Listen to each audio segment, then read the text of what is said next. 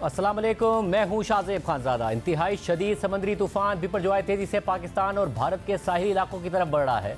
सिंध के साहिली इलाकों से तूफान का फासला अब चंद 100 किलोमीटर रह गया है और उसकी शिद्दत भी कम नहीं हुई है।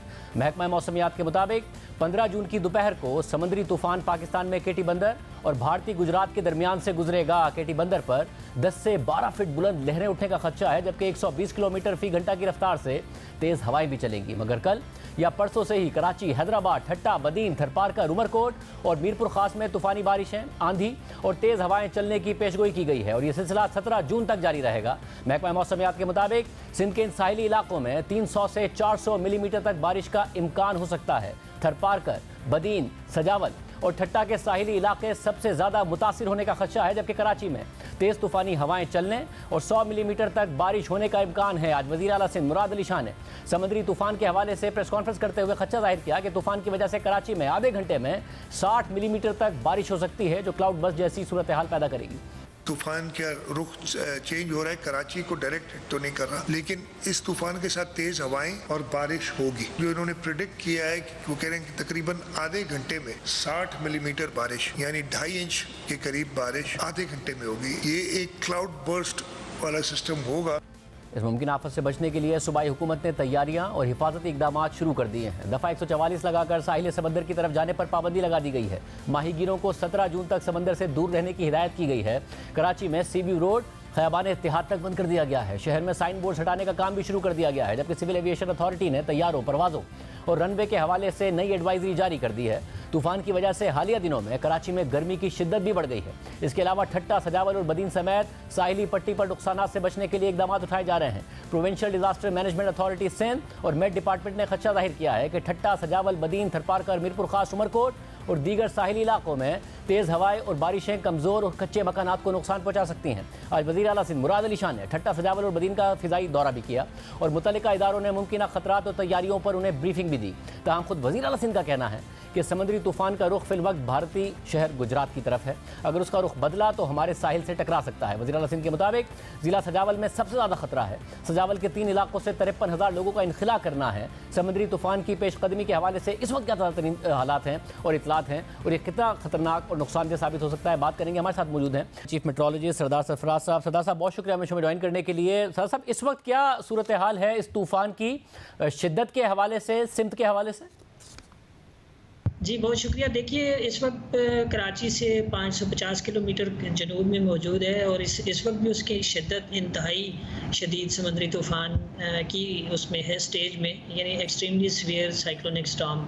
इसका मतलब ये है कि उसके मरकज़ के आसपास 150 से 170, 190 किलोमीटर फ़ी घंटा की रफ्तार से हवाएं चल रही हैं और वहाँ पर ज़ाहिर है कि लहरों की ऊंचाई भी 35-40 फीट तक है।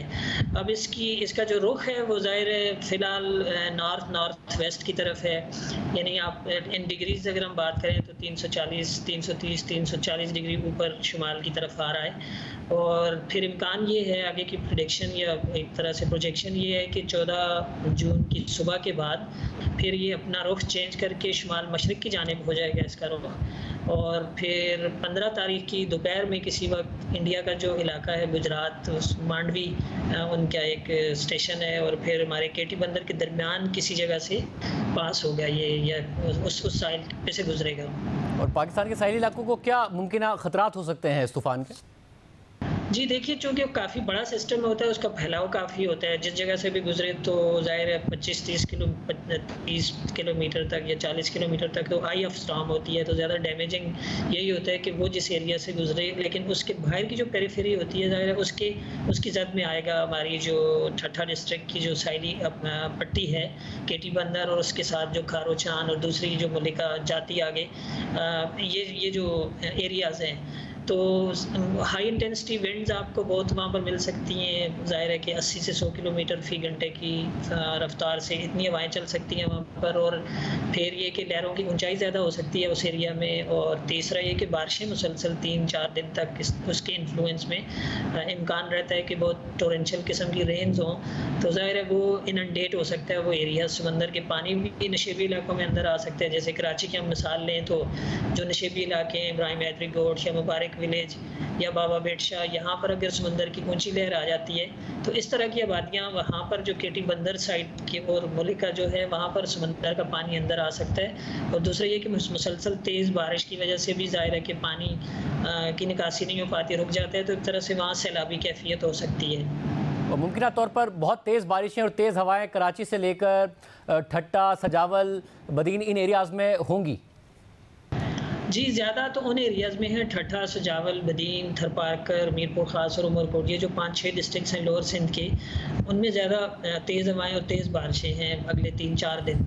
कराची में भी आंधी तो चल सकती है तेज़, लेकिन यहाँ मुसलसल नहीं है, मतलब वक्फे से है। ख़ासकर जो पहला होगा ये दिन, कह लें आप 14 तारीख को आंधी चल सकती है, उसमें 60 से 70 किलोमीटर फ़ी घंटा की रफ्तार से हवाएं चल सकती हैं।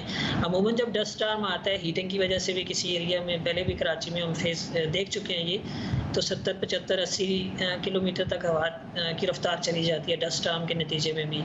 तो यहाँ भी बारिश अमूमी तौर पर दरमियाने दर्जे की है, किसी आइसोलेटेड जगह पर हैवी फॉल्स भी हो सकता है, उसको हम रूल आउट नहीं कर सकते क्योंकि इसका जो वेदर सिस्टम होता है इसके साथ ये एसोसिएटेड क्लाउड मास होता है, वो खासे बड़े एरिया को कवर कर रहा होता है, तो इस तरह से वो पूरे इस एरिया को स्वीप करता हुआ आगे निकलेगा। तो कराची से ऊपर हैदराबाद और सांगड़ और नवाबशाह तक भी कहीं बारिश इसके इन्फ्लुएंस में हो सकती है। क्योंकि चीफ मिनिस्टर कहते हैं क्लाउड बस्ट यानी कि आधे घंटे में बहुत सारी बारिश हो जाना, 60-70 मिलीमीटर बारिश हो जाना, इसके भी इम्कानात हैं। जी, इस सूरत हाल में इम्कान हो सकता है बिल्कुल, खासकर जो वही साउथ ईस्टर्न सिंध की पट्टी है उधर ज़्यादा इम्कान होता है इस तरह के फिनोमेना का। और तो इसमें यही है कि वैसे जो आपका बारिशों का स्पेल होता है ना, उसमें कोई एक तरह से आ जाता है, बीच में ब्रेक आता है और फिर उस तरह से एक तरह से आपको टाइम मिल जाता है। लेकिन जो साउथ ईस्टर्न सिंध की पट्टी है जो बिल्कुल एक तरह से उसकी इमीडिएट पेरिफेरी में आएगी, तो वहाँ पर ज़्यादा बारिशों का इसी तरह से मतलब कोई बहुत हैवी स्पेल भी हो सकता है किसी टाइम पे। बहुत शुक्रिया। महकमा मौसमियात के मुताबिक समंदरी तूफान केटी बंदर से गुजर सकता है, वहाँ पर क्या हालात हैं, किस तरह की तैयारियाँ की गई हैं, तफसीलात बता रहे हैं हमारे नुमाइंदे शाहिद सिद्दीकी। मैं इस वक्त केटी बंदर के साहिल पर मौजूद हूँ। ज़िले इंतज़ामिया की जानिब से वाइपर जो है समंदरी तूफ़ान के पेश नज़र ज़िले में हाई अलर्ट जारी कर दिया गया था, लेकिन यहाँ पर हमें ग्राउंड पर किसी किस्म की कोई भी जो है यहाँ पर एक्टिविटी नज़र नहीं आती है। केटी बंदर शहर को 3 अतराफ से समंदरी पानी से बचाने के लिए जो हिफाजती बंद जो है दिया गया है वो इस वक्त इंतहाई मखदूश हालत में है। अगर ये महकमे मौसमियात की पेशन गोई सच साबित हुई तो केटी बंदर शहर जो है वो जो है डूब जाएगा। उससे पहले वहाँ के मकीनों को जो है इनखला किया जाना ज़रूरी है। जो अंदर जज़ायर के अंदर जो मुख्तलिफ जो है समंदरी जज़ायर के ऊपर जो है 2 से 3 हज़ार अफराद जो है इस वक्त भी जो है मौजूद हैं, जिनके इनखला के लिए अब बातें तो की जा रही हैं लेकिन अमली काम नहीं किया जा रहा है। वज़ीर आला की सख्त हिदायत के बाद केटी बंदर शहर के एक प्राइमरी स्कूल के अंदर आर्जी तौर पर एक रिलीफ कैंप का जो है इनकाद कर दिया गया है, लेकिन उसके अंदर भी हमें लोग देखने में नहीं आए। वहाँ 8 से 10 लोग जो है उनको, जिनमें ख़वातीन, बच्चे और बूढ़े शामिल थे, उनको लाकर जो है बसाया गया है। जबकि जो माहीगीर जिनका ताल्लुक जो है ज़िला बदीन, सुजावल और कराची के अजला से है, उनकी कश्तियाँ भी साहिल पर लाकर जो खड़ी कर दी गई हैं, वो भी सख्त परेशानी से 2-4 नज़र आते हैं। बदीन की सूरत हाल और हिफाजती इक़दामात के हवाले से तफसीलात बता रहे हैं हमारे नुमाइंदे एजाज भाई। मैं इस वक्त ज़ेरी सिंध के अहम साइली मरकज़ 0 पॉइंट पर मौजूद हूँ। 2500 से 3000 घरों पर मुश्तमिल यहाँ पे जो है माहीगीरों की बस्ती है। यहाँ से भी लोग अब नकल मकानी कर रहे हैं। ट्रैक्टर ट्रालियों, शेज़ो, डाटसन पर ये जो है अपने बच्चों समेत यहाँ से शिफ्ट हो रहे हैं। कच्चे घरों में यहाँ ये मुकीम थे, अब ये कच्चे घर जो हैं वो खाली हो चुके हैं और लोग अपना बचा कुचा कीमती सामान लेकर यहाँ से महफूज मकामात की जानिब शिफ्ट हो रहे हैं। ज़िली इंतज़ामी की जानिब से मुख्तलिफ मकामात पर इन माहीगीरों के लिए जो है रिलीफ कैंप्स कायम किए गए हैं, जहाँ पर इनको मुंतकिल किया जा रहा है। पाक रेंजर्स के जवान हैं जो कि इंतजामिया की मदद कर रहे हैं और जो ये मुंतकली में भी लोगों की मदद कर रहे हैं। तो यहाँ पे जो 2500 से 3000 घरों पर मुश्किल एक बस्ती थी, अब यहाँ पे बस्ती के लोग जो हैं अब महफूज मकामात की तरफ आस्ता जा रहे हैं और इनखला का अमल अब जारी है। सिंध हुकूमत मजीद क्या इकदाम उठा रही है, इस हवाले से बात करेंगे। पीपल्स पार्टी के नामजद मेयर कराची और तर्जुमान सिंध हुकूमत मुर्जा वहाब हमारे साथ मौजूद। मुर्जा वहाब साहब, बहुत शुक्रिया हमें ज्वाइन करने के लिए। सबसे पहले ज़ाहिर है अंदरूनी सिंध में जो ठट्टा और सजावल के साहिली इलाके, हमारे नुमाइंदे भी बता रहे हैं कि वहाँ पर अभी भी लोग मौजूद हैं, जज़ायर पर हज़ारों लोग मौजूद हैं। तर्जुमान है सिंध हुकूमत के, इस वक्त उनकी इवैक्यूएशन के लिए, इसके अलावा ज़ाहिर इवैक्यूएट करने के बाद उनकी देखभाल के लिए क्या इंतजाम किए जा रहे हैं? शादिब, सिर्फ ठट्टा में नहीं बल्कि ठट्टा, सजावल, बदीन और कराची की जो साहिली पट्टी है जो कि मुतवक्का साइक्लोन से मुतासिर हो सकती है, उसका आज विजिट किया था वज़ीर आला सिंध ने और इवैक्यूएशन प्लान भी बनाया है कि किस तरीके से जो लोग बिल्कुल मुतासिर हो सकते हैं उनको शिफ्ट किया जा सके। लगभग तकरीबन कोई 9-9.5 हज़ार लोग हैं जो इससे मुतासिर एक्सपेक्टेड है कि वो मुतासिर होंगे और उनको सेफ मकामात के ऊपर मुंतकिल करने का प्रोसेस स्टार्ट कर दिया जा चुका है, मुंतकिल किया जा रहा है। समंदर के इस्तेमाल के लिए मछलियों के हवाले से हमने वो पाबंदी लगा दी है कि अभी फ़िलहाल वो समंदर को इस्तेमाल नहीं कर सकते। सिमिलरली जो साहिली पट्टी में जाने के रास्ते थे वहाँ को भी उसको भी रेगुलेट किया जा रहा है। 144 को नाफिज कर दिया गया है। अस्पतालों के अंदर इमरजेंसी को इम्पोज कर दिया गया है। लकीली चूँकि स्कूल्स की छुट्टियाँ हो गई हैं तो वो प्रॉब्ली जो अभी तक हमारे फैसला है वो ये कि जो स्कूल का स्ट्रक्चर है वहाँ पे इन जो अफेक्टेड लोग होंगे उनको मुंतकिल किया जाएगा और वहाँ पे जो खाना वगैरह के इंतजाम होने की ज़रूरत है उनको भी किया जा रहा है। जो हमारी रेस्क्यू 1122 की टीम है उसको भी एक्टिवेट कर दिया गया और इंशाल्लाह तमाम इंतजामिया जो है वो ऑन ग्राउंड होगी। कराची के मामलात को कराची डिवीज़न के कमिश्नर वो मौजूद हैं, एडमिनिस्ट्रेटर KMC मौजूद हैं और हैदराबाद के जो कमिश्नर है, चूँकि ठट्टा, सजावल, बदीन जो है वो हैदराबाद डिवीज़न में आता है तो कमिश्नर हैदराबाद को हिदायत जारी कर दी गई हैं कि वो अपना ठट्टा को अपना कैंप बना लेंगे और वो वहाँ पर खुद मौजूद होंगे। जो एडवाइज़र रिहैबिलिटेशन है रसूल बख्श चांडियो साहब वो भी इस वक्त फील्ड में मौजूद हैं। और ये बताएगा कि कराची में ज़रा अगर तेज़ बारिशों की पेशगोई की जा रही है, हम देख चुके हैं माजी में कि बिल बोर्ड्स का गिरना, उससे नुकसानात होना, लोगों का ज़ख्मी होना, जान से चले जाना, इस किस्म के वाक़यात होते हैं। ये हिफाजती इंतजाम शुरू आपने कर दिए हैं, बिल बोर्ड्स को हटाना, साइन बोर्ड्स वगैरह हटाना? बिल्कुल, इसके हवाले से हिदायत जारी कर दी गई थी कल के रोज़ की बिलबोर्ड्स को हटा दिया जाए और उसके ऊपर अमल दरामद शुरू हो गया है। मैंने खुद आज शहर का राउंड भी किया था कमिश्नर के साथ और जो बिलबोर्ड हैं उनको निकालने का प्रोसेस इस वक्त जारी और सारी है। तकरीबन कोई 60 से 70% बिलबोर्ड्स को हटा लिया गया है। जो रह गए हैं उनको इंशाल्लाह कल के रोज़ हटा दिया जाएगा। जो एक्सपेक्टेड बारिश फोर्सी की जा रही है, अभी तक जो हमारे पास नंबर है वो तकरीबन कोई 60 से 70 मिलीमीटर बारिश की बात की जा रही है, बट वो एक बर्स्ट में कह रहे हैं कोई आधे घंटे का टाइम स्पैन होगा जिसमें शायद वो बारिश होगी। 14 और 15 तारीख इसके लिए एक्सपेक्टेड है तो इंशाल्लाह होपफुली कल तक वो तमाम जो प्रिकॉशनरी मेजर्स हैं, इंतजाम वो कर लिए जाएंगे और जो भी सिचुएशन होगी इंशाल्लाह गवर्नमेंट ऑन ग्राउंड होगी। वज़ीर आला सिंध खुद चीज़ों को मॉनिटर कर रहे हैं एंड जो भी करने की ज़रूरत है इंशाल्लाह गवर्नमेंट ऑफ सिंध करेगी। साहब, कराची के मुतादिद इलाकों में ज़ाहिर जो मसला है वो ये कि अगर इतना ज़्यादा बारिश हो जाती है तो पानी के खड़ा हो जाना, फिर उससे नुकसानात होना, साइक्लोन होगा तो ज़ाहिर समंदर वैसे ही चढ़ा हुआ होगा। DHA में हम देख रहे हैं कि बहुत ज़्यादा जगहों पर खुदाई हुई है तो जो बाकायदा तौर पर पानी का इनखिला हो सके, नालों की सफाई, ये सारे के सारे इकदाम हुए हुए? जी शादिब, नालों की सफाई का जो प्रोसेस है वो KMC करती है और उसके लिए जो फंड जारी करने की ज़रूरत थी वो फंड वज़ीर आला सिंध ने जारी कर दिए थे और सुबह से उस पर इमरजेंसी बेसिस के ऊपर स्टार्ट भी कर दिया जाएगा। आपने DHA का जिक्र किया, DHA में बिल्कुल एक प्रॉब्लम है। इस वक्त उन्होंने ड्रेन्स बनाने के लिए खुदाई की हुई है। मेरी खुद एडमिनिस्ट्रेटिव DHA से बात हुई थी, उन्होंने मुझे बताया था कि शेड्यूल टाइम 30 जून है उनके काम को मुकम्मल होने का। तो ये बारिश अनएक्सपेक्टेड है, कोई फोर्स ही नहीं कर रहा था, तो कोशिश की जाएगी इसको जिस तरीके से भी टैकल कर सकते हैं। जो वाटर बोर्ड की मशीनरी है और जो हमारी DMCs की और KMC के पंप्स हैं उनको भी एक्टिवेट कर दिया गया है। जो स्ट्रेटेजिक लोकेशंस हैं वहाँ पर प्लेस कल कर दिया जाएगा ताकि जो पानी है उनको पंप आउट कर सकें। एक और चीज़ शादिब मैं बताना चाहूँगा, बिकॉज हमारे यहाँ लोग तनकीद करने में बहुत जल्दी करते हैं। जो सबसे बड़ा चैलेंज मैं समझता हूँ बारिश में अब आएगा वो ये कि समंदर भी चढ़ा हुआ होगा, बिकॉज जो बारिश का पानी है वो इवेंचुअली ड्रेन आउट आप समंदर के जरिए करते हैं। तो जब समंदर भी साइक्लोन की सिचुएशन में चढ़ा हुआ होगा तो एक बहुत बड़ी इमरजेंसी सिचुएशन होगी हमारे लिए और पूरी कोशिश करेंगे इंशाल्लाह कि जो मैक्सिमम रिलीफ शहरियों को दे सकें वो दिया जाए इंशाल्लाह। यानी अभी शहरियों के लिए अगले 2 से 3 दिन में शहर से, घरों से ना निकलें, घरों में रहें, क्या हिदायत आपकी होंगी? ज़ाहिर काम पर जाना, ये सारी बातें, क्योंकि खौफ भी बहुत ज़्यादा फैला हुआ है लोगों में। ये शादिब मैं समझता हूँ गैर ज़रूरी तौर पर ना निकलें। अच्छी चीज़ ये कि स्कूल्स की, कॉलेजेस की छुट्टियां हो गई हैं, कुछ स्कूल शायद अभी भी ऑपरेट कर रहे हैं, तो उसके लिए वजीर आला सिंध ने कहा था अगर सिचुएशन ऐसी होगी तो वहाँ पे शायद तातील का ऐलान कर दिया जाए। हम सिचुएशन को क्लोजली मॉनिटर कर रहे हैं।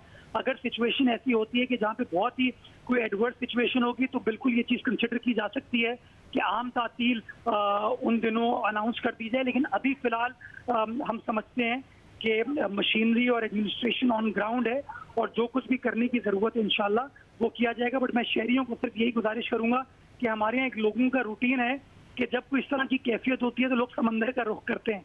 मैं शहरियों को गुजारिश ये करूंगा कि एक्सपेक्टेड है कोई 25, 30, 35 फीट की वेव अगर आती है तो बहुत डेंजरस सिचुएशन हो सकती है। तो खुदारा वो साहिल समंदर का रुख ना करें, गैर जरूरी तौर पर अपने घरों से ना निकले ताकि बआसानी तौर पर गवर्नमेंट जो है वो अपना काम कर सके। बहुत शुक्रिया मुर्तज़ा, आप सब इस हवाले से तफसीलात बता रहे थे। गैर ज़रूरी तौर पर शहरी घर से ना निकलें, एहतियात कीजिए, ये बहुत ज़्यादा लाजमी है। प्रोग्राम में शामिल करते हैं और हम डेवलपमेंट उस पर बात करेंगे ब्रेक के बाद।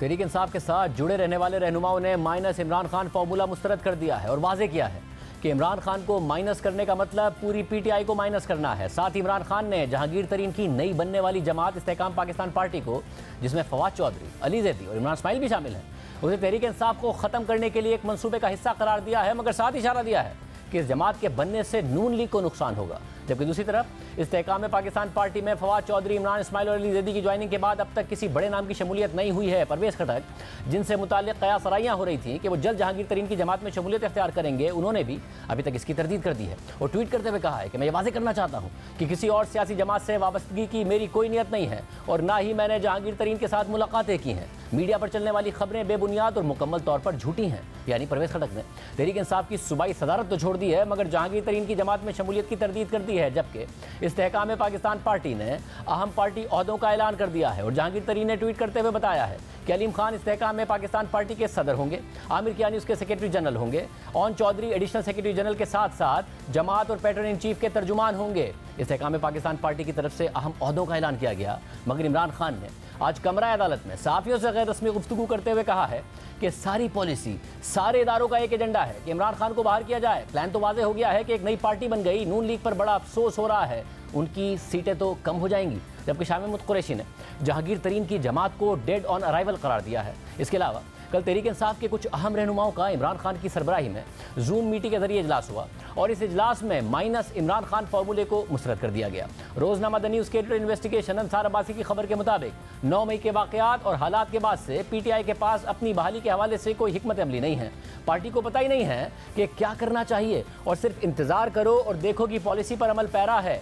पार्टी के ऐसे रहनुमा जिन्होंने अब तक पार्टी को खैरबाद नहीं कहा, उसकी वजह यह है कि वो रूपोश हैं और समझते हैं कि माइनस इमरान खान का मतलब माइनस पीटीआई होगा। गुज़िश्ता रोज़ जूम पर होने वाले ऐसे ही काबिल भरोसा रहनुमाओं के इजलास में इमरान खान को बताया गया है कि वो -1 जैसे किसी भी फार्मूले के आगे ना झुकें। खबर के मुताबिक इजलास में शरीक पीटीआई के एक जरिए ने बताया कि vice chairman Shah Mahmood Qureshi Zoom पर होने वाले इस इजलास के शुरा में शामिल नहीं थे। जब इस जरिए से पूछा गया कि इजलास से कुरैशी साहब गायब क्यों थे, तो उन्होंने हंसते हुए कहा कि इजलास में सिर्फ नजरियाती रहनुमाओं ने शिरकत की। इजलास के दौरान मुत्तफ़िका तौर पर इमरान खान से कह दिया गया कि भले ही पूरी पार्टी को माइनस कर दिया जाए, लेकिन हम माइनस इमरान खान कबूल नहीं करेंगे। अंसार अब्बासी की खबर में मजीद कहा गया कि पीटीआई के अंदर एक और तलब जाग रही है कि पार्टी के मिलिट्री एस्टैब्लिशमेंट के साथ ताल्लुकात को बेहतर किया जाए। यही बात हफ्ते को इमरान खान ने यूट्यूब पर अपने खिताब के दौरान भी कही, लेकिन पार्टी रहनुमाओं को ऐसा कोई मौका नजर नहीं आ रहा है। खबर के मुताबिक पीटीआई और मिलिट्री एस्टैब्लिशमेंट के दरमियान राब्ते नए आर्मी चीफ की तकर्री के बाद से खत्म हो चुके हैं।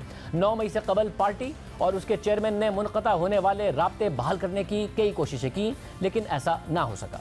खबर के मुताबिक हफ्ते को इमरान खान ने कहा कि वो army chief general Asim Munir के साथ बातचीत करना चाहते हैं, लेकिन अफसोस का इजहार किया कि मुतादिद कोशिशों के बावजूद दूसरी तरफ से कोई जवाब नहीं आ रहा है। यानी इस वक्त इमरान खान के साथ जो वफादार ग्रुप मौजूद है, उन्होंने ये तो वादे कर दिया है कि माइनस इमरान खान किसी सूरत कबूल नहीं होगा, लेकिन वो ये वादे नहीं कर पा रहे हैं कि मौजूदा सूरत हाल में तहरीक इंसाफ को आगे कैसे लेकर जाया जाए। और इमरान खान की अब तक इस्टेब्लिशमेंट से राब्तों की कोशिशें नाकाम हुई हैं। हफ्ते को इमरान खान ने खिताब के दौरान ये बात तस्लीम की कि मैं इस्टेब्लिशमेंट और आर्मी चीफ से कहता हूँ कि बात करो, मगर कोई बातचीत के लिए तैयार नहीं है। जबकि आज जियो न्यूज़ के सहाफ़ी हैदर शराजी ने इमरान खान से सवाल किया कि नून लीग ने वाजे किया है कि मुज़ाकरात वज़ीर आज़म से होंगे तो आप क्यों इस्टेब्लिशमेंट को बीच में लाते हैं। तो इमरान खान ने जवाब दिया कि असल ताकत और फैसला साजी तो इस्टेब्लिशमेंट है ना, इन हुक्मरानों के पास कुछ इख्तियार ही नहीं, इनके पास क्या बैठूं। कुछ अर्से पहले तक इमरान खान कह रहे थे कि अपोजिशन का क्या काम है कि वो आर्मी चीफ से मिले, बरतानिया में ऐसा कहाँ होता है, मगर अब वो बार बार इस ख्वाहिश का इजहार कर रहे हैं। और जिस ज़माने में ये बयान दे रहे थे उस ज़माने में भी जनरल बाजवा आर्मी चीफ थे, उनसे ऐवान सदर में मुलाकातें कर रहे थे। यानी इमरान खान हुकूमत के साथ बैठने को भी तैयार नहीं है। मगर हैरानकुन तौर पर हुकूमत ने आज कौमी असम्बली में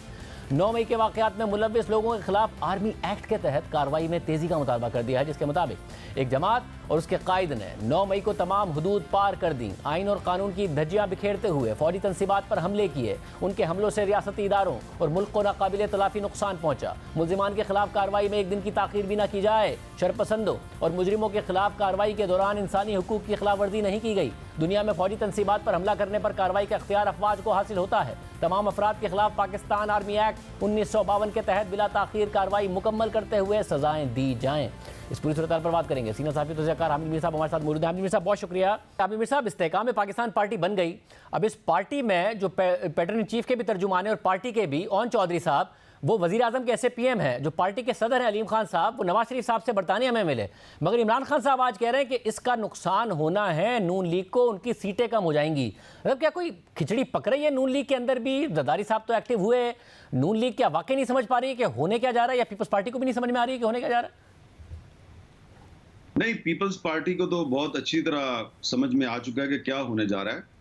ये जो इस्तेहकाम पाकिस्तान पार्टी है ना, इसमें जो ज्यादातर लोग हैं वो पहले से ही मुस्लिम लीग नून के साथ कांटेक्ट में थे। कुछ रहनुमाओं का राब्ता नवाज शरीफ साहब से था, कुछ रहनुमाओं का राब्ता जो है वो शहबाज शरीफ साहब से है।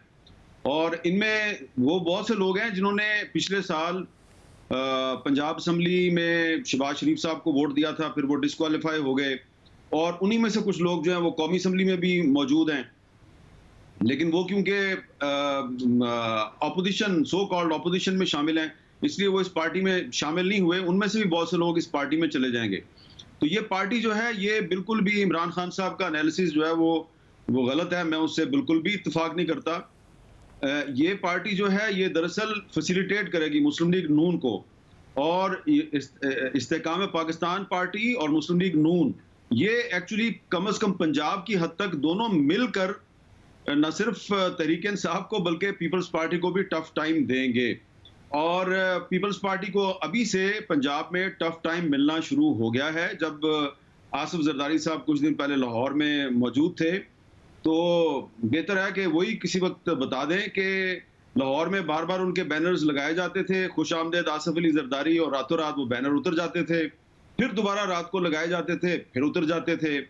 तो फिर फाइनली फिर पीपल्स पार्टी जो है उसने बाग का जो इलेक्शन है वहां पे फिर मुस्लिम लीग नून को बताया कि भाई हम इतने भी गए गुजरे नहीं हैं। तो बहरहाल ये बात तो दुरुस्त है कि पीपल्स पार्टी और मुस्लिम लीग नून को कोएग्जिस्ट करना है, दोनों को मिल के इलेक्शन लड़ना है। अगर एक दूसरे से लड़ेंगे तो दोनों मारे जाएंगे। और इस सिलसिले में मुस्लिम लीग नून में बहुत से ऐसे लोग हैं जो ये चाहते हैं कि अगले इलेक्शन में कोई सीट एडजस्टमेंट या इत्तेहाद हो जाए, जिसमें ख्वाजा आसिफ साहब जो हैं वो खुल के बात करते हैं। और मेरी इतला के मुताबिक शहबाज शरीफ साहब भी इस नजरिए के हामी हैं कि पीपल्स पार्टी को साथ लेके चला जाए। लेकिन कुछ लोग हैं जो इत्तेफाक नहीं करते उससे। उनका ख्याल है कि पंजाब में मुस्लिम लीग नून से हमें एडजस्टमेंट करने की, इत्तेहाद की कोई जरूरत नहीं है। लेकिन नतीजा जो है वो आपने देख लिया है आज़ाद कश्मीर में। ये वो एक हल्की सी झलक है।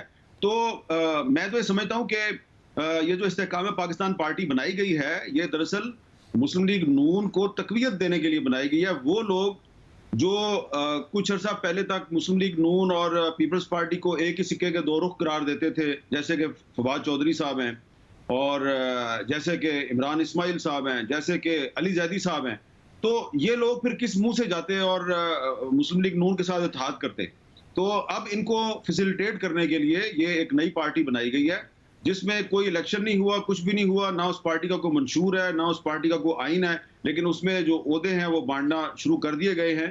तो ये पार्टी आप देख लीजिएगा कि अगले इलेक्शन में इनकी एडजस्टमेंट और इत्तेहाद होगा मुस्लिम लीग नून के साथ। और अगर पीपल्स पार्टी के साथ इनका मामला तय ना हुआ तो ये पीपल्स पार्टी को पंजाब में बहुत सख्त टफ टाइम देंगे। तो फिर आबिद मीर साहब, इस बात का कितना इम्कान है कि नून लीग और पीपल्स पार्टी में बहरहाल इलेक्शन से पहले उसके दौरान लड़ाई हो जाएगी? ये जो इस वक्त पूरी केमिस्ट्री है ये चलती नजर नहीं आएगी? सॉरी शाहजेब साहब, आपका सवाल सुन के मेरी हंसी निकल गई। आपने कहा कि इनकी लड़ाई हो जाएगी, क्या मतलब है शाहजेब साहब? लड़ाई हो चुकी है। आप आए ना इस्लामाबाद मैं आपको मिलवाऊं पीपल्स पार्टी के मिनिस्टर से और मुस्लिम लीग नून के मिनिस्टर से, तो ऑफ द रिकॉर्ड एक दूसरे को वो सलवाते हैं, सुनाते हैं कि रहे नाम अल्लाह का। देखें, मैं आपको दो मिसालें दे देता हूँ। एक तो पाकिस्तान क्रिकेट बोर्ड में नजम सेठी साहब के मसले पे पीपल्स पार्टी जो है वो बहुत सीख पाया। पीपल्स पार्टी का एक ख्याल है कि ये जो पाकिस्तान क्रिकेट बोर्ड है ये हमारी मिनिस्ट्री के अंडर आता है, जिसके वजीर जो है वो मजारी साहब हैं। तो आपने पहले यहाँ पे हमसे पूछे बगैर नजम सेठी साहब को वहाँ पे उनको नॉमिनेट कर दिया पीसीबी का चेयरमैन। तो कहा गया कि ये 2 महीने का अबूरी सेटअप है, फिर 2 महीने की एक्सटेंशन दे दी। तो ये तो हम नहीं मानते। तो ये अगर आप ये नहीं मानेंगे तो फिर जो आप नादरा में जो चेयरमैन नादरा तारिक मलिक को हटाना चाहते हैं, फिर हम उसकी मुखालफत करेंगे।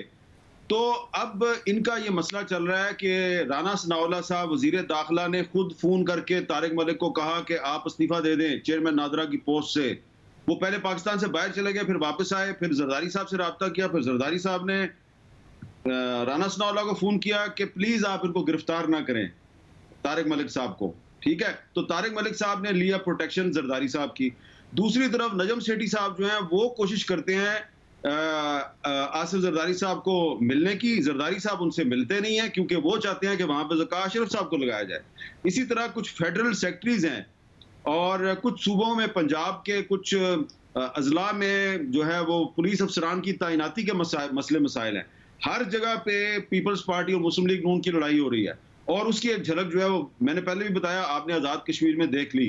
तो पीपल्स पार्टी और मुस्लिम लीग नून की लड़ाई शुरू हो चुकी है और इसीलिए मुस्लिम लीग नून और पीपल्स पार्टी में जो कुछ उनके सीनियर रहनुमा हैं उनका एक ख्याल है कि हमें आपस में लड़ना नहीं चाहिए और एक दूसरे के साथ मिल मिला के चलना चाहिए। लेकिन कुछ ऐसे भी हैं जो मिल मिला के नहीं चलना चाहते और उनका शायद ये ख्याल है कि तहरीक इंसाफ जो है वो तबाह बर्बाद हो गई है और अब हर किसी को का ये ज्यादा मारना है तहरीक इंसाफ का जो मालिक गनीमत है। तो मेरा ख्याल है कि कुछ उन्होंने अपनी कामयाबी को ओवर एस्टिमेट कर लिया क्योंकि तहरीक इंसाफ को मुस्लिम लीग नून ने या पीपल्स पार्टी ने तो तबाह नहीं किया, वो तो आपको पता है किसने तबाह किया। तो राना सनाउल्लाह साहब अगर अपनी मूंछों को ताव देके और सीना फुला के ये समझते हैं कि मैंने इमरान खान को ज़ेर कर लिया है, तो राना साहब जो हैं वो 1 साल तक कोशिश करते रहे। 1 साल तक वो आपके और हमारे सामने बहुत बड़े बड़े दावे करते रहे। वो बिल्कुल कामयाब नहीं हुए इमरान खान को ज़ेर करने में। इमरान खान को किसने ज़ेर किया ये आपको और मुझे बताने की जरूरत नहीं है। तो काम तो उन्होंने किया है, अब उस सूरत में कैश कराने की कोशिश कोई और कर रहा है। और इमरान खान साहब ज़ाहिर वो बार बार कह रहे हैं जी मैं बड़ी कोशिश कर रहा हूँ राब्ते की, हालांकि वो कुछ दिन पहले बयान दे रहे थे कि आर्मी चीफ का क्या काम है कि वो अपोजिशन के रहनुमाओं से मिले, मगर अब तो बाकायदा कह रहे हैं मैं बड़ी कोशिश कर रहा हूँ, मुझसे कोई वहाँ से बात नहीं करता है। मगर बॉडी लैंग्वेज उनकी अभी भी कॉन्फिडेंट है या उसका इजहार करते हैं जब भी वो अदालतों में भी पेश होते हैं कि जी आपने और भी लोग लेने हैं मुझसे इस्तेकाम पाकिस्तान पार्टी के लिए तो ले लें, क्योंकि जिसको मैं टिकट दूंगा वो जीतेगा। आपने कुछ दिन पहले कहा था कि इमरान खान साहब को अंदाजा नहीं है कितना मुश्किल टाइम उनके लिए आने वाला है, तो जितना आना था वो आ गया। ये जो इस्तेकाम पाकिस्तान पार्टी ने जो तोड़फोड़ करनी थी कर ली, या भी मुश्किल टाइम बाकी है उनका? देखिए, अभी तक इमरान खान साहब बिल्कुल सूरत हाल को सही तरीके से समझने में कामयाब नहीं हुए हैं। अभी भी अगर वो ये कह रहे हैं कि जिसको मैं टिकट दूंगा वो जीतेगा, तो इसका मतलब है कि उनको बिल्कुल सूरत हाल की समझ नहीं आ रही। और इमरान खान साहब जो हैं उनके बारे में कुछ फैसले किए जा चुके हैं, अब उनको समझ नहीं आ रही। ये जो उनको थोड़ा सा स्पेस मिला है ना, ये स्पेस भी एक वजह है पीपल्स पार्टी और नून लीग में लड़ाई की एक वजह है।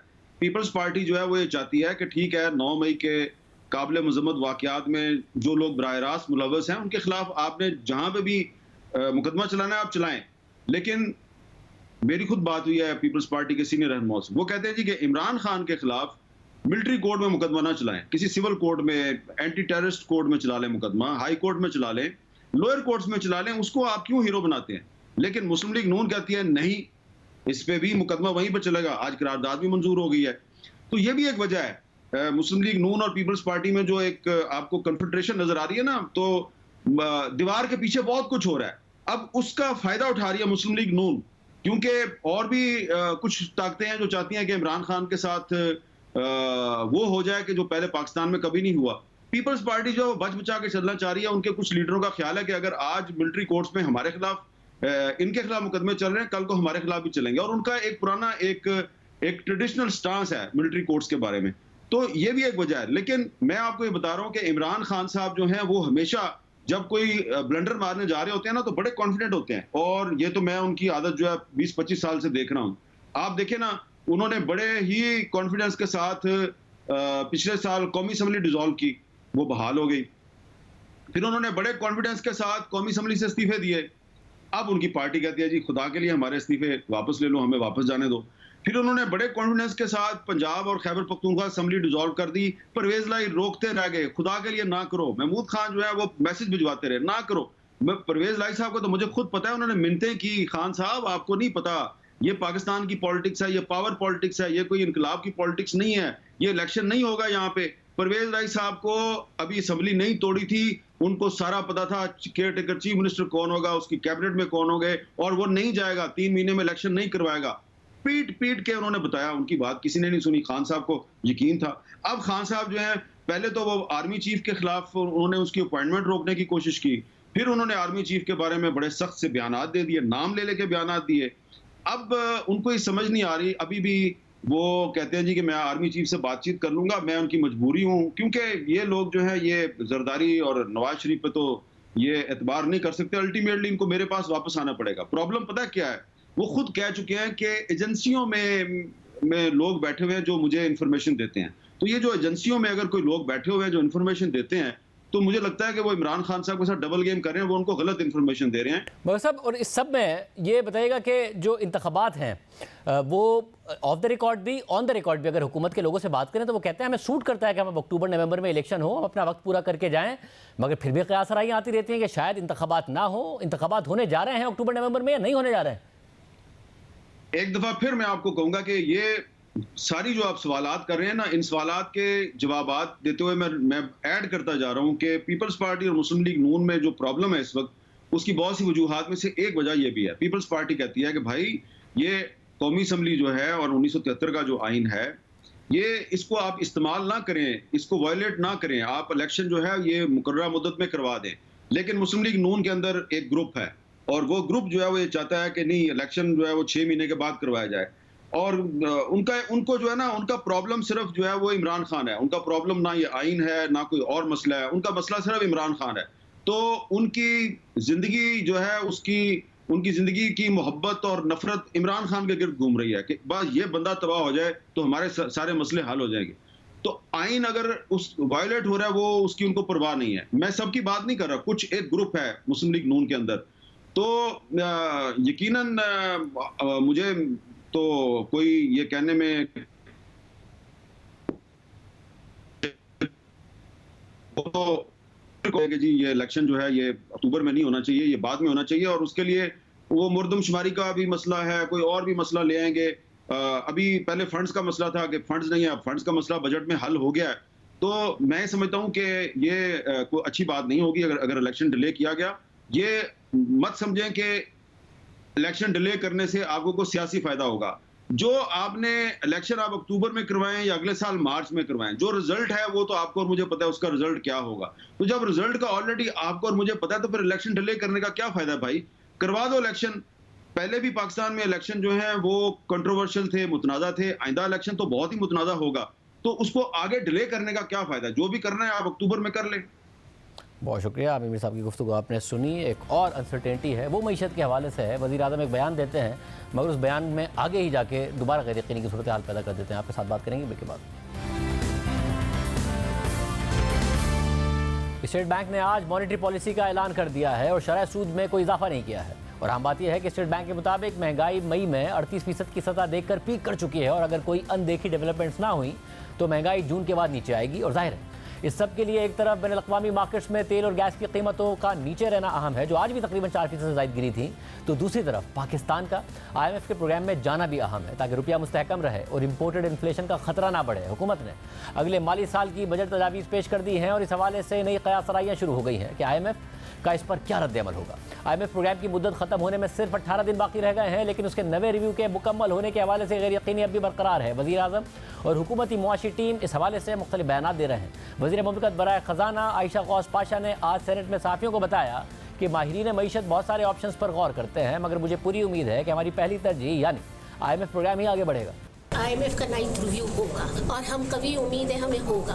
IMF को खुद अंदाज़ा है कि हमने उनके लिए बड़े प्रायर एक्शंस लिए। हम इकोनॉमिस्ट बहुत हमें आदत होती है कि हम सिनेरियोज बनाते हैं। सिनेरियो 1 ये असम्पशंस, सिनेरियो 2 फलाने एग्जम्पशंस। तो ऐसी एनालिसिस तो दुनिया में होती है, कंपल्सरी है, रिस्पॉन्सिबल गवर्नमेंट्स करती हैं, वो हमारे पास है और हम उस पर काम भी कर रहे हैं। हमारी कभी उम्मीद ये है कि हमारा ऑप्शन 1 जो कि IMF का है वही आगे बढ़े। जबकि वज़ीर आज़म शहबाज शरीफ मुसलसल अपने बयानात में पहले आवाम को उम्मीद दिलाते हैं कि इसी माह IMF के साथ स्टाफ लेवल मुआहिदा हो जाएगा, लेकिन साथ ही दूसरे जुमले में आवाम को डराते भी हैं कि अगर IMF प्रोग्राम बहाल नहीं हुआ तो पाकिस्तानी बहुत मजबूत कौम है। पहले ये बात उन्होंने तुर्किया के खबर रसा इदारे को इंटरव्यू में कही, फिर कल एक तकरीब से खिताब करते हुए उन्होंने यही बात दोहराई। IMF का मुआहिदा इसी महीने में होगा और IMF के इस मुआहिदे के नतीजे में हमें बिलियंस ऑफ डॉलर्स की वो मिलेंगी। मुझे पूरी उम्मीद है, लेकिन अगर कोई ताखीर हुई तो इंशाअल्लाह फिर मैं आपसे खिताब करूंगा। अल्लाह ताला ने इस मुल्क को बड़ी वसाइल से नवाजा है, कोई घबराने की बात नहीं। असाद उमैद न्यूज़ मेहताब हैदर साहब मौजूद है। मेहताब साहब बहुत शुक्रिया हमें शो में ज्वाइन करने के लिए। सब क्या हो रहा है वजारत ख़जाना में, हुकूमत में मिक्स सिग्नल्स हैं। कभी कहते हैं प्लान बी मौजूद है, फिर कहते हैं नहीं है, कहते हैं IMF का प्रोग्राम होने वाला है, MD IMF से खुद बात की है, सारी शराइत पूरी कर दी हैं, फिर कहते हैं नहीं हुआ तो कौम बड़ी मजबूत है। क्या हो रहा है? देखें, बुनियादी तौर पे सर 3 चीज़ें हैं जो IMF का कंसर्न है। एक तो एक्सटर्नल फाइनेंसिंग का इशू है। IMF की असेसमेंट के मुताबिक हमारी एक्सटर्नल फाइनेंसिंग की जो रिक्वायरमेंट्स हैं वो पूरी नहीं हुई। दूसरा, जो बजटरी नंबर्स हुकूमत ने दिए हैं इस पे IMF अपनी मुख्तलिफ क्लैरिफिकेशंस मांग रहा है, लेकिन उन्होंने अभी तक, जब तक मैं आपसे बात कर रहा हूँ, अपना कोई रिस्पांस हुकूमत पाकिस्तान के साथ शेयर नहीं किया। और तीसरा, फिर वही मार्केट बेस्ड एक्सचेंज रेट, उसके अंदर कोई किसी किस्म की डिस्टॉर्शन ना हो। अब 2 जो इश्यूज़ हैं, पहले ये बजटरी फ्रेमवर्क एग्रीमेंट जब तक नहीं होगा बात आगे नहीं बढ़ेगी। और आप देख लें कि 9वें रिव्यू में यानी 7 माह से ज़्यादा अरसा हो चुका है कि हम कोशिश कर रहे हैं कि IMF के साथ पहले तो मुज़ाकरात ही नहीं शुरू हो रहे थे, फिर मुज़ाकरात शुरू हुए, मुतअद्दिद इक़दामात हुकूमत ने किए, टफ मेजर्स भी लिए। उसके बावजूद भी पाकिस्तान और IMF के दरमियान स्टाफ लेवल एग्रीमेंट नहीं हो सका। अब ये जो रवां हफ्ता है, यही टाइम फ्रेम है कि इसके अंदर अगर कोई बातचीत हो जाए, कोई मुआवजा हो जाए, तो इसके बारे में मैं कोई प्रेडिक्ट नहीं कर सकता, क्योंकि अभी तक फाइनेंस मिनिस्टर ने भी आज ICAP का जो बजट का सेमिनार था उसमें कहा कि वी आर स्टिल होपफुल।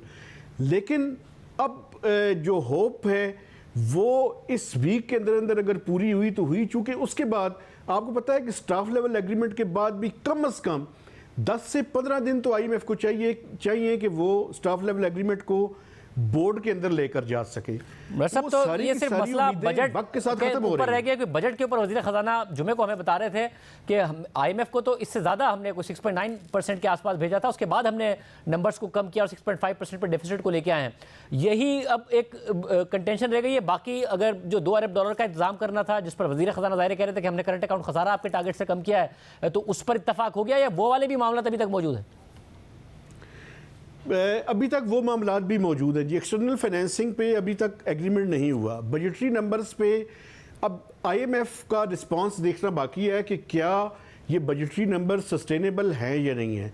ये जो जिस तरह की एक्सपेंशनरी जो है वो हुकूमत लेकर आई है बजट की चीज़ें, अब IMF का पाकिस्तान के साथ अगर बजटरी फ्रेमवर्क पे एग्रीमेंट हो जाता है तो ये बहुत बड़ी डेवलपमेंट होगी। लेकिन अभी तक IMF की तरफ से चूँकि फॉर्मल रिस्पांस इसके ऊपर नहीं आया, इसलिए अभी ये कहना कबल वक्त है कि इसके बारे में क्या होगा। लेकिन वो तीनों इश्यूज़ जो आज से 10 या 15 दिन पहले खड़े थे, वो 3 इश्यूज़ अभी तक वहाँ पे मौजूद है। एक्सटर्नल फाइनेंसिंग के गैप पे एग्रीमेंट नहीं है, बजट पे एग्रीमेंट नहीं है और मार्केट बेस्ड एक्सचेंज रेट पे, आपको याद होगा जब लास्ट टाइम मेरी आपसे हमने बात की थी आपके प्रोग्राम में, तो उस दिन वो जो किया था क्रेडिट कार्ड के ज़रिए इंटरबैंक रेट पे, वो मैं उस टाइम भी ये कह रहा था कि ये सस्टेनेबल नहीं होगा क्योंकि फंडामेंटल्स ठीक नहीं है।